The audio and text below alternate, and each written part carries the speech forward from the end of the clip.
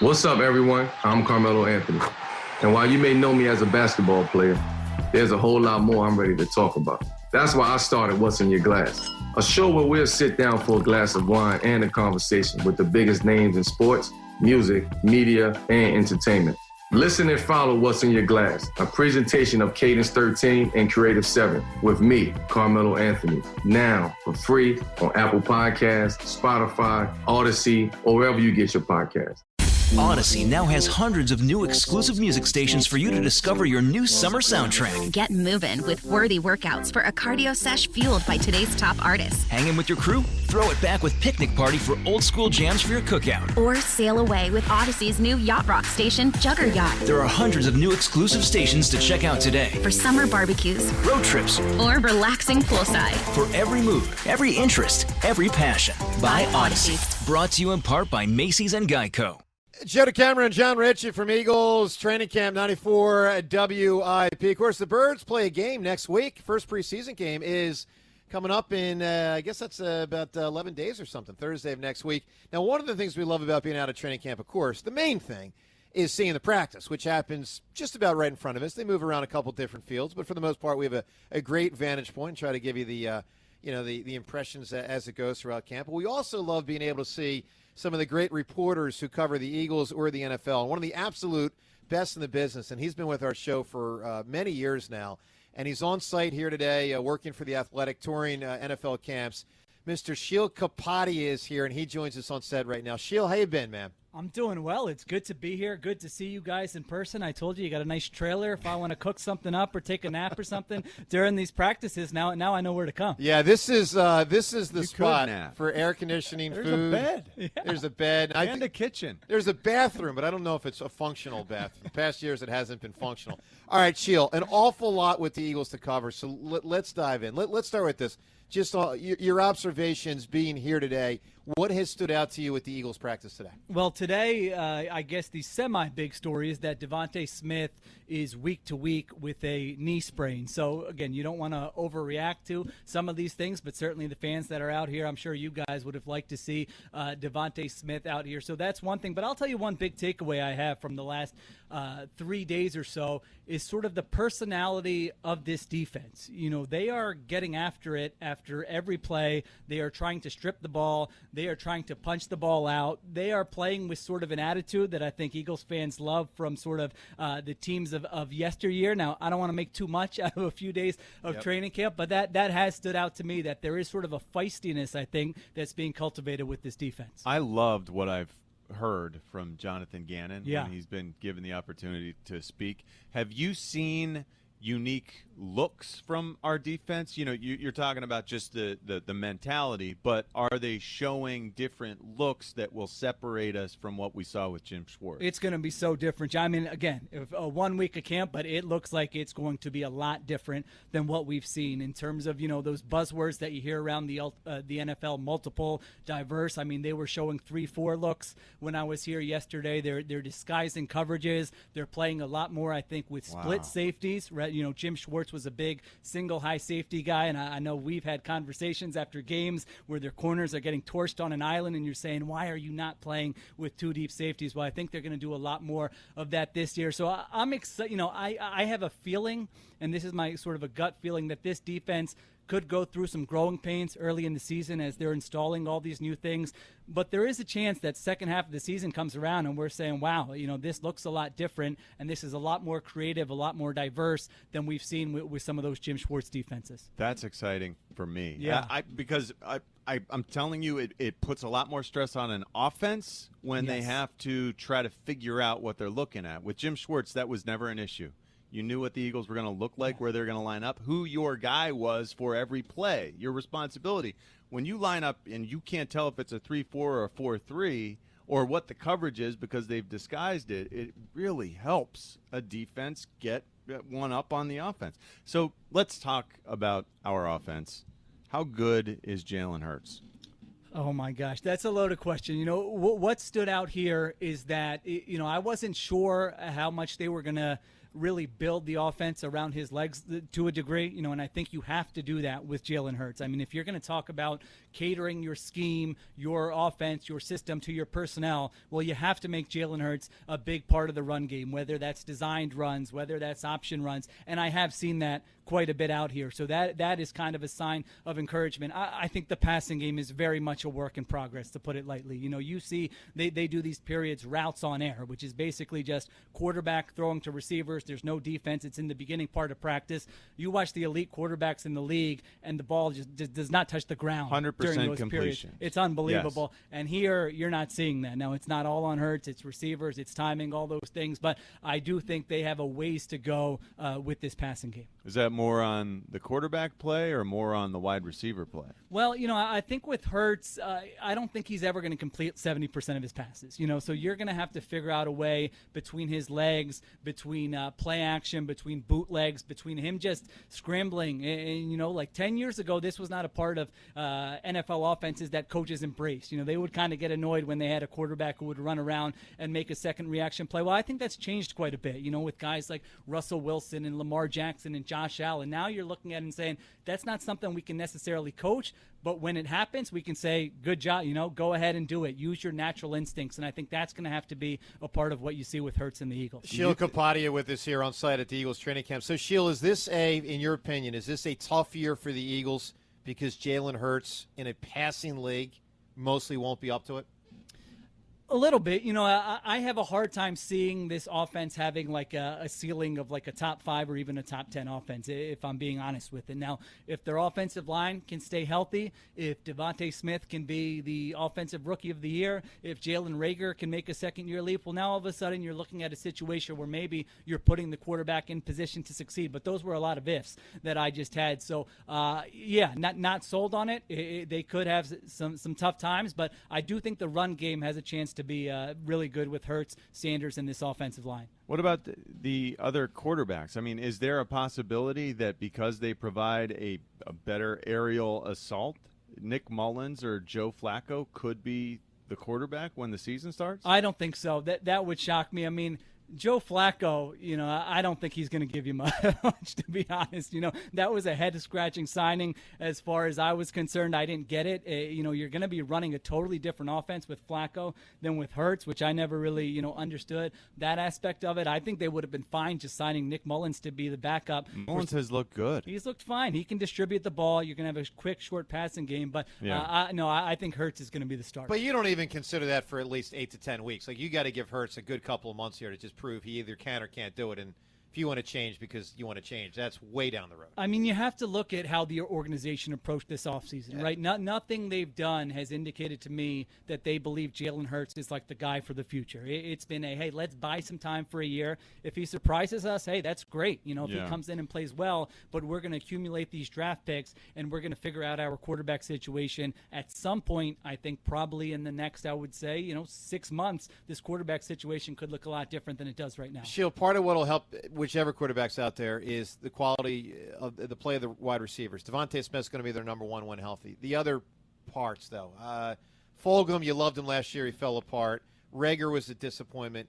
Did they have any shot to get this wide receiver group to be even average? I think they do. Nick Sirianni, I think this is his area of expertise. And I remember when he was hired, I heard from someone kind of with the Chargers who said one of the things they remember about Sirianni was when he first joined that team, he was coaching up Keenan Allen, like being really hard on him. And they thought, like, who is this young coach coming in and sort of, talking to Keenan Allen like this? But Allen loved it. And really, it kind of helped him get better. So I see that here with Sirianni. I see him with positive reinforcement with the wide receivers when they do something well. And I see him getting after them when they don't do something well. So it's not the most talented group in the NFL. I think it's more talented than they showed last year, but I think they could be sort of a mediocre unit this year. You expect that they'll add veteran wide receivers at some point here in the next few weeks? Maybe. I think they got to see what they have with some of the young guys. I think it's just the theme of this year is you want to see which of these young players can really play, and I don't think you want to block them with veteran wide receivers, and I don't know that there's great guys out there who you want to bring in and kind of take some of the playing time away from some of the younger guys. So unless they have serious injuries, I'm not sure that they're going to do that. Reagor, finally out there and moving around. We heard that he failed the conditioning test. What have you seen from Jalen? Well, I think they're going to do a better job of putting him in position to succeed. You know, when those receivers were coming out, I thought he had some of the best kind of make-you-miss ability of any of the receivers in that class. And then You liked him. I liked him. Yeah, I Yeah, remember absolutely. No, I'm on the record. Yeah, no, I thought he was going to be a really good player. So I got a lot on the line here, Sirianni. Make sure Rager's looking good this year. I got a reputation to uphold. But no, I think you want to get him the ball quickly. You got to get him touches and kind of see what he can do with it. So I'm not giving up on him. I mean, really, if you look at all their offensive skill position players last year, it was a disaster. So let's see what he looks like in this offense. Shield, John has been very clear for a long time now that he thinks the Eagles have mismanaged the Zach Ertz situation in the offseason. I don't see it that way. How do you view the Ertz thing?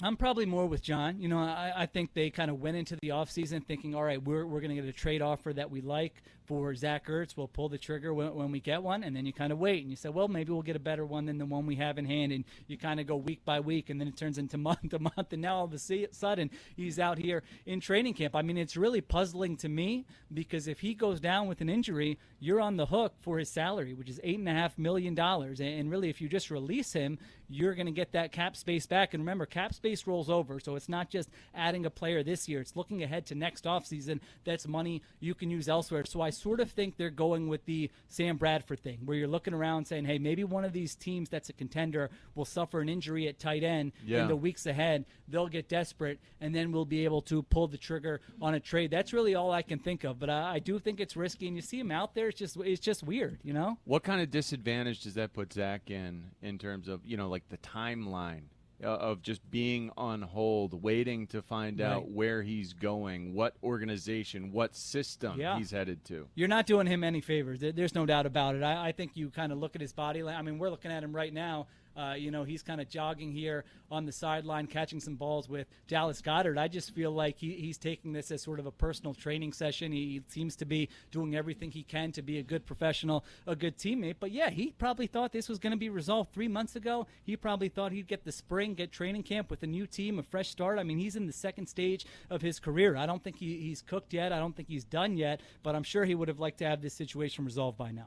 Absolutely. So we heard that there was some drama with Andre Dillard the other day. It seems like there's always drama with Andre Dillard. It was something he got hit in the head, and he was upset about it.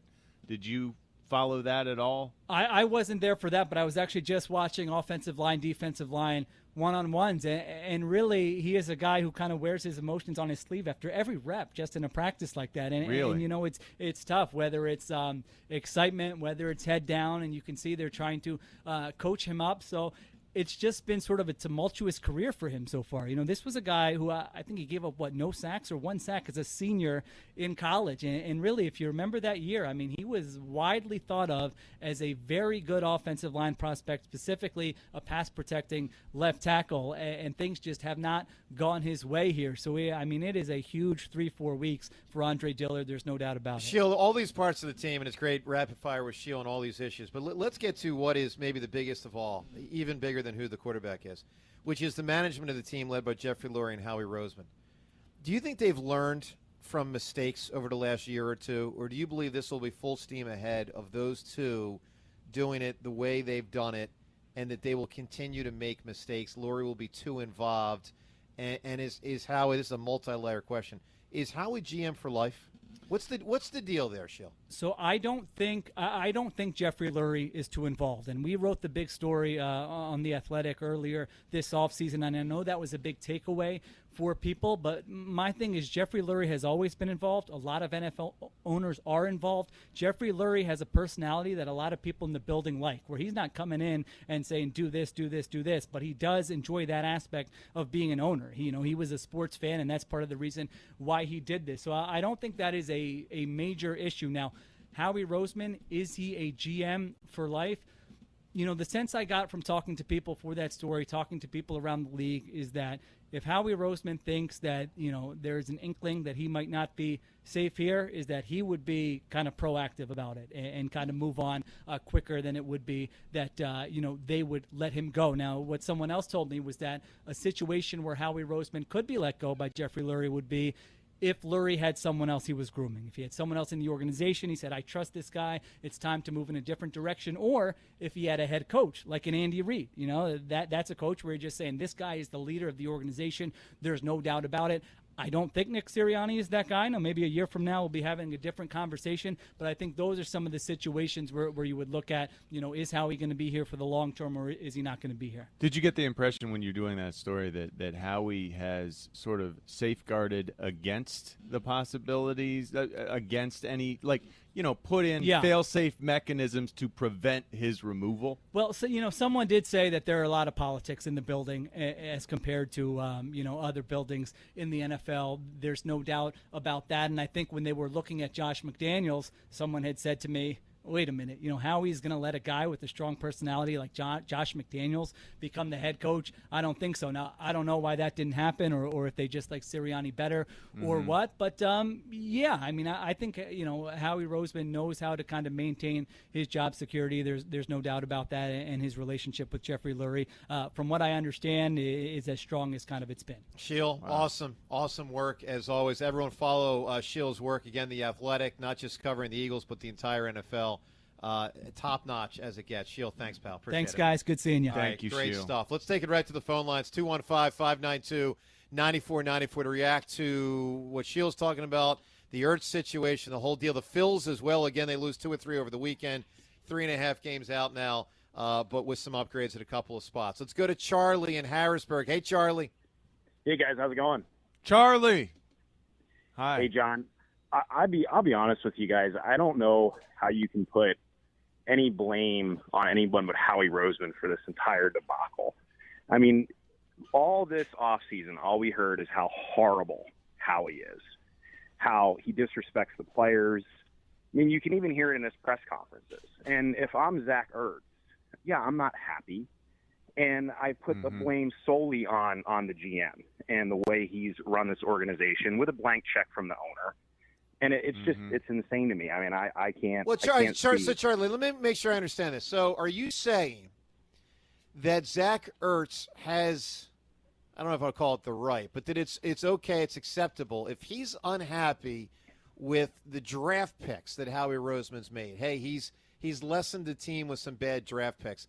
That Zach Ertz can be petulant and try to force his way off the team because of that? Because that's not the players. That's not the way it should work. I know it does work that sometimes in sports. That's not how it should be. If a couple of the guys on the team would be a little more vocal and say these things out loud, Howie would be gone. Because there's no way you can look at the Eagles drafting over the last couple of years and go, Howie knows what he's doing. There's no doubt he's done a bad job. But part of what to me makes no sense in all this, Jason Kelce could have retired. He could have retired 2 or 3 times over by now. He keeps coming back to play. I mean, I think so you're saying that's crazy. Like, why on earth would a guy just retire if he could still play football? Well, I mean, if it's so bad, you guys act like it's so bad. No one in their right mind would stop playing football just because they thought the GM didn't know what he was doing. Like, you only have so many years. Like, sure. every second on that field is precious. I just get tired of the narrative that it's always all the Eagles' fault. I just don't see it that way. I mean, sometimes a player has to have responsibility to. I mean, Zach Ertz had a bad year last year. Was that the Eagles' fault? No, that's Zach Ertz's fault. Well, I would say this. I mean, look, Devonta Smith's hurt again. Every time a guy gets hurt playing for the Eagles, what happens? You look at these other teams, and, guys get hurt, but they figure out a way to get back. All right, Charlie, give me what you – It does seem like that's a drastic difference between our organization and the good ones in this league. All right, Charlie, what had a comeback? You can't say that. You can't. Charlie, what had a comeback? Vinyl records. Vinyl records. Yeah. Great answer. Wow. Outstanding answer. All right, let's go to John and Chalfont. Hey, John. Hey, guys. How's it going? John, it's going great. We're at camp. Thanks. Yeah, that's got to be awesome, man. It's so great. Beautiful day out there, too. Yeah. I know everybody's psyched up on camp and football, but I just wanted to call in a minute on the Phillies just because, thank you. So just the frustration level, just the way they play, and in my opinion, Those 8 games with the Braves and the Nationals where they really had that chance to grab a hold of the division. And again, at the end of those 8 games, we won 4, 500 again. Mm-hmm. And then the Pirates, just the way they went into that series after the trades and everything that the management showed you that they were, at least trying to do something, and they just came out and just did nothing until, of course, they exploded for 15 runs. But, just the inconsistency and how it's just so frustrating. And you want to see this team succeed. We're all diehards. We want to see them get to the playoffs, but it's frustrating the way that the team responds to, sometimes the fans, but mostly what management's really doing. And I don't know, man. Maybe you can help me out, but it's frustrating. Well, it's very frustrating. I just don't think they're that good, John. And it's why I was a very clear advocate, not only of not buying for them, but actually to consider selling. Yeah. I mean, I hope everyone remembers in the offseason, or I shouldn't say the offseason, early next year when Gene Segura doesn't play this well again. I mean, he's playing phenomenal. He's playing awesome baseball right now. And I just think they missed a window to sell him to a team that could have given you a prospect that could help you for years to come. I really believe that. See, I'm on that page. I'm with you. For them to buy for these guys, and then on Friday night they go out there and get one hit. For me as a fan, that's very tough to swallow. That's where I'm at. That's exactly where I'm at with it. It really is. They show they have potential. They show they have skill at times, and then it seems like they come out and they just don't want to. They just don't have that drive. I think that was a factor Friday. I think there was a lack of want to. I think there was a lack of emotional investment, and I think it started with Bryce Harper. And John, I know that Joe and Jimmy don't agree with me on that, but this team shows up flat at times, and that was so problematic when you're facing a tomato can in the Pittsburgh Pirates.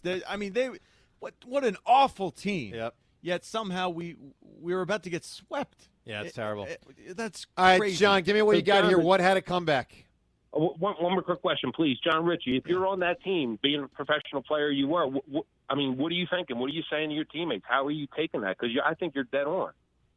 Yeah, I feel like they have a problem with the leadership. Like, I have been very on board with Bryce Harper's performance this year. He's been wonderful for the most part, but there have been times where it seems like he gets in these funks. He's supposed to be the leader of this team. Mm-hmm. I don't know if he is always taking that role by the reins and doing a good enough job of bringing the other guys along. Yeah, Agreed. It's challenging. Yeah, you got some guys who shouldn't be playing in the major leagues that you have to try to make do with. But man, to not look like you care at times, like this team, that really bothers me, especially when you're sitting there poised to, potentially get right back into the division race. It's within reach. It is. Oh, it's still in reach. And that's part of the problem. Yeah. Like they're being trained that, hey, it's okay to just give a half-hearted effort at times. All right, John, what had a comeback? How about the way Marvel took the comic books and everything they had kind of languishing there and really just exploded with all the movies they have out there now, and they continue to go. What a great answer. All right, so you guys consider that a comeback more than just Marvel was a powerhouse, then gone, and then a powerhouse again. Okay. All right, fair enough. 215-592-9494. All right, up ahead, in addition to everything with the Eagles and the Phils, it's also a big day, and frankly, it's a huge week for the 76ers. The legal tampering period begins later tonight in the NBA. Some key storylines with the 76ers, Ben Simmons and others. We'll touch on them. We'll rock the calls up ahead as well. Joe DeCamera and John Ritchie from training camp on 94 WIP. Hey, we're the hosts of Pod Save America. Every week we break down the political news that makes us laugh, cry, and scream into the void with a conversation that's entertaining, informative, and hopefully useful. We try to be serious without taking ourselves too seriously because we all have to stay in the fight. Democracy is under attack, and there's a whole right-wing machine that's counting on the rest of us to give up and check out, and we can't let them win. So join us. New episodes of Pod Save America drop Mondays and Thursdays. Listen for free on Apple Podcasts, Spotify, Odyssey, or wherever you get your podcasts. I'm I'm Tracy Clayton. And I'm Josh Gwynn, and we're the hosts of Back Issue. We're back with Season 2. You can remember the name of our show, Back Issue, because we're back for Season 2. And we have issues? Not wrong. We're going to revisit moments in pop culture we all think we remember and learn what they can teach us about where we are now. We're going to talk about Whitney Houston, food you used to love, your favorite and forgotten singers of the 90s and the 2000s, and more. So join Tracy and I with Back Issue Season 2. Listen on Odyssey, Apple Podcasts, and anywhere else you get your podcasts. What's up, everyone? I'm Carmelo Anthony. And while you may know me as a basketball player, there's a whole lot more I'm ready to talk about. That's why I started What's in Your Glass, a show where we'll sit down for a glass of wine and a conversation with the biggest names in sports, music, media, and entertainment. Listen and follow What's in Your Glass, a presentation of Cadence 13 and Creative 7 with me, Carmelo Anthony, now for free on Apple Podcasts, Spotify, Odyssey, or wherever you get your podcasts.